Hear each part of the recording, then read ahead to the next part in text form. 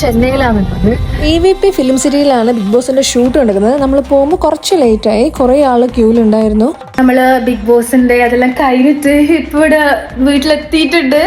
Still goose bumps വരുന്നില്ലേ? അതൊക്കെ നല്ലോണം വന്നിട്ടില്ല. ലാലേട്ടന്റെ ഫസ്റ്റ് എൻട്രിയോ സത്യം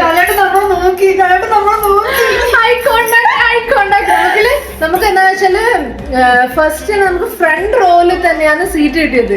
അതാണ് അത് ഭയങ്കര അതിശയം. നമ്മൾ ഏറ്റവും ലാസ്റ്റ് ആണ് പോയത്.